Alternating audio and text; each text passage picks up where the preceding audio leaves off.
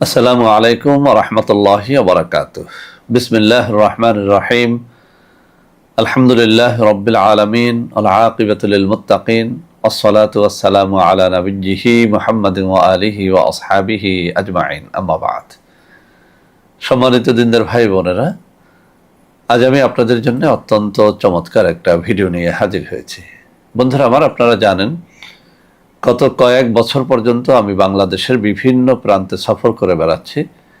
আলহামদুলিল্লাহ, যেখানেই যাচ্ছি অসংখ্য অগণিত ভাই ও বোন আমার সাথে দেখা সাক্ষাৎ করে তাদের নানা রকম সমস্যার কথা তুলে ধরছেন। আমিও আমার সাধ্যানুযায়ী তাদের সাহায্য করার চেষ্টা করে যাচ্ছি। বন্ধুরা আমার, আল্লাহ রাব্বুল আলামিনের কাছে এই প্রার্থনা করি, আল্লাহ রাব্বুল আলামিন যেন আমাকে আমৃত্যু মানুষের খিদমতে নিয়োজিত রাখেন, আমিন। বন্ধুরা আমার, যখন বিভিন্ন এলাকাতে সফর করি তখন কিছু ভাই ও বোন নির্ভয়ে তাদের একান্ত গোপন কিছু বিষয় আমার কাছে শেয়ার করে থাকেন। তার মধ্যে একদল তরুণ তরুণী তাদের মনের মানুষকে বিয়ে করার জন্য অনেক রকমের তদবির আমার কাছে চেয়ে থাকেন। তো বন্ধুরা আমার, এত বেশি মানুষ এইসব বিষয় নিয়ে আমার সাথে দেখা সাক্ষাৎ করেন যে আমি ভাবলাম যে এই বিষয়গুলোকে একেবারে উন্মুক্ত করে দেই। যদিও প্রেম করে বিয়ে, ভালোবেসে বিয়ে, এগুলো আমি খুব একটা পছন্দ করি না, কেননা আমি তরুণদেরকে প্রায় সময় একটা অভিজ্ঞতার কথা বলি যে আমরা যেটা এই বয়স পর্যন্ত বিভিন্ন ঘটনার আলোকে দেখেছি, সেটা হচ্ছে মা বাবার চয়েজে বিয়েটাই মূলত বেশিরভাগ ক্ষেত্রে আমাদের দাম্পত্য জীবনকে সুখময় শান্তিময় করে। আর তরুণ তরুণীরা এই বয়সে এসে আবেগে আপ্লুত হয়ে যে সমস্ত ভালোবেসে বিয়ের সিদ্ধান্ত গ্রহণ করেছে, প্রত্যেকটা সিদ্ধান্তেই কিন্তু আমরা দেখি একটা পর্যায়ে ঝগড়াঝাটি, বিয়ে ভেঙে যাওয়া কিংবা ডিভোর্স হয়ে যাওয়া, এগুলো কিন্তু আমরা লক্ষ্য করি। তো বন্ধুরা আমার, আমি বলবো তোমরা যারা আমার কাছে ভিড় করো, তোমরা অবশ্যই যেন মা বাবার সাথে আলোচনা করে বিয়ের সিদ্ধান্তটা গ্রহণ করো। তারপরেও যেহেতু বহু তরুণীরা আমার কাছে আসো এবং কিভাবে হালালভাবে বিয়ে করা যায় তার জন্য পন্থা খোঁজো বা কোনো তদবির খোঁজো, তাদের জন্য আজকে আমার হাতে থাকা এই অত্যন্ত নির্ভরযোগ্য এই পুরাতন কিতাব থেকে দুটো তদবির আমি উন্মুক্ত করে দিব ইনশাআল্লাহ।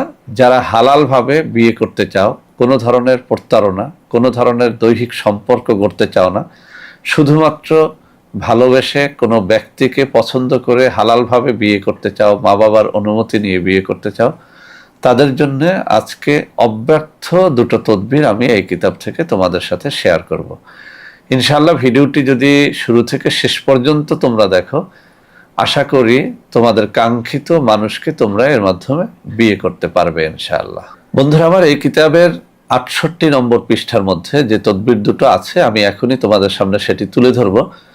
তবে তার আগে একটা কথা বলে নেই, তাবিজ তদবির লেখার জন্য কিছু শর্ত আছে, যে শর্তগুলো পালন করতে পারলেই কেবল এই তাবিজ দ্বারা তোমরা ১০০% উপকৃত হতে পারবে।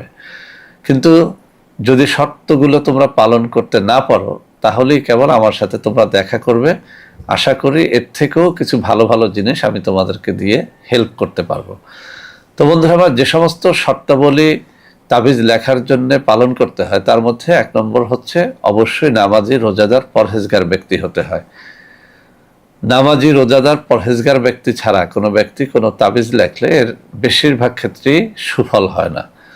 ২ নম্বরে মেশক, জাফরানের কালি জোগাড় করে তাবিজ লিখতে হয়। ৩ নম্বরে তাবিজের জন্য নির্ধারিত কাগজ, যে কাগজে সাধারণত তাবিজ লেখা হয় সেই কাগজ অবশ্যই জোগাড় করে নিতে হয়। ৪ নম্বরে অবশ্যই ফাউন্টেন পেন, যাকে বাংলায় বলে ঝর্ণা কলম, সেই ঝর্ণা কলম ব্যবহার করে তাবিজ লিখতে হয়।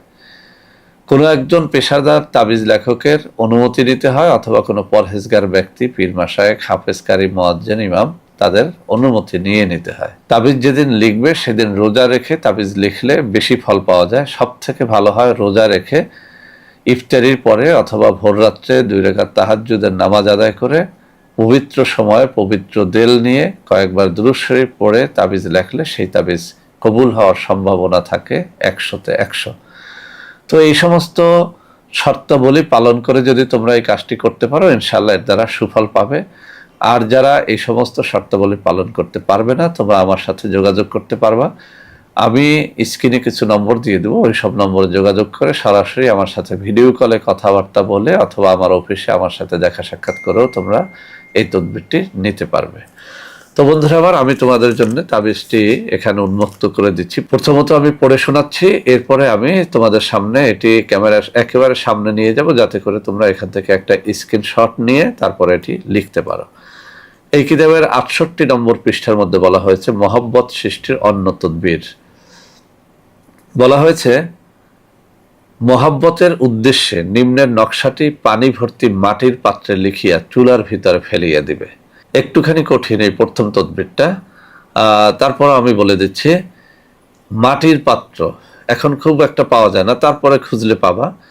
মাটির পাত্রে পানি ভরে নিবে, যে কোনো মাটির পাত্রে। সেই মাটির পাত্রের গায়ে মেশক জাফরানের কালি দ্বারা অথবা কোনো লৌহ দণ্ড দ্বারা ওই মাটির পাত্রের উপরে এই নকশাটা এঁকে দিবে। নিচে বাংলায় অথবা আরবিতে লিখে দিবে, আমি অমুকের মেয়ে অমুককে ভালোবাসি বা অমুকের ছেলে অমুককে ভালোবাসি। এই কথাটুকু বাংলায় বা ইংলিশে বা যে কোনো ভাষায় লিখে দিবে। দেওয়ার পরে এই নকশা করা অবস্থায় পানি শুদ্ধ জ্বলন্ত চুলার মধ্যে এই পাত্রটাকে ফেলে দিতে হবে এবং তখন বলতে হবে, আল্লাহ অমুকের মেয়ে অমুককে বা অমুকের ছেলে অমুককে আমি ভালোবাসি, বিয়ের উদ্দেশ্যে তাকে ভালোবাসি, তাকে তুমি তার দিল নরম করে আমার বাধ্যগত করে দাও।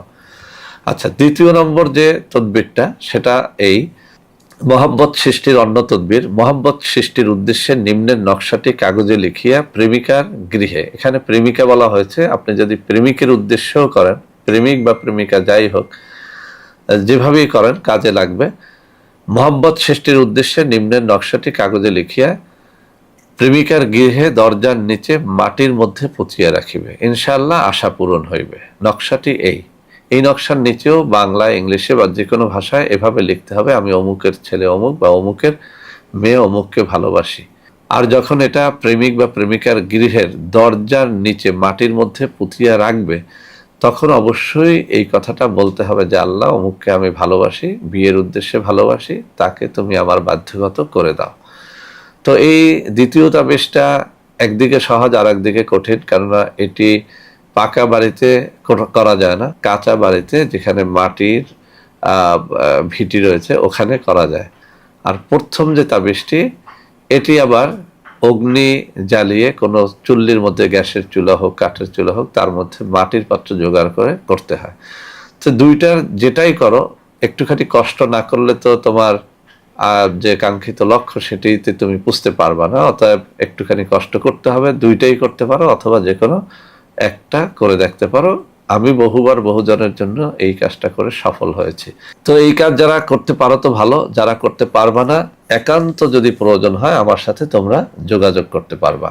তো বন্ধুরা আমার, আমি এখন তোমাদের সামনে তাবিজ দুটো উপস্থাপন করে দেখাচ্ছি, তোমরা এখান থেকে একটা স্ক্রিনশট নিয়ে নিও। এই যে আমার ডান হাত বরাবরে তাবিজ দুটো রয়েছে, আমি যেখানে আঙ্গুরটা নাড়াচ্ছি ওই জায়গাটায়। আশা করি তোমরা এখান থেকে স্ক্রিনশট নিয়ে এই নিয়ম ফলো করে ইনশাআল্লাহ নিজ নিজ কাঙ্ক্ষিত ভালোবাসার মানুষকে বিয়ে করার জন্য এটি করবে। আবারও বলছি, যারা হারাম উদ্দেশ্যে করতে চাও, প্রতারণার উদ্দেশ্যে, দৈহিক মিলনের উদ্দেশ্যে, তারা যেন এটা করো না। আর যারা সঠিকভাবে হালালভাবে বিয়ে করতে চাও, মা বাবার অনুমতি নিয়ে বিয়ে করতে চাও, তাদের জন্যই আজকের এই তাবিজের অনুমতি আমি দিয়ে দিলাম। আশা করি সঠিক নিয়ম ফলো করলে তোমরা সবাই ফল পাবে। তো তোমরা যারা আমার সাথে যোগাযোগ করতে চাও, তাদের জন্য আমি কিছু নম্বর দেখিয়ে দিচ্ছি। আমার হাতে তুলে ধরা এই নম্বরে যোগাযোগ করে অথবা এই নম্বরে দেখা সাক্ষাৎ যোগাযোগ করে অবশ্যই এই তদবিরটা তোমরা নিতে পারবে। এছাড়াও আমাদের বিভিন্ন রকমের প্রোডাক্ট রয়েছে, যে কেউ আপনারা যদি আমাদের সাথে যোগাযোগ করতে চান, প্রতারিত হতে না চান, তাহলে এই সব নম্বরে যোগাযোগ করে আপনারা আমাদের যে কোনো প্রোডাক্ট ক্রয় করতে পারবেন। তো বন্ধুরা আমার, আশা করি আজকের এই ভিডিওটি আপনাদের অনেক অনেক কাজে লাগবে। বন্ধুরা আমার, ভিডিওটি ভালো লাগলে লাইক করবেন, কমেন্ট করবেন, শেয়ার করবেন, আমাদের প্রত্যেকটা চ্যানেলকে ভালোবেসে সাবস্ক্রাইব করবেন। আল্লাহ হাফেজ। আসসালামু আলাইকুম ওয়া রাহমাতুল্লাহি ওয়া বারাকাতুহু।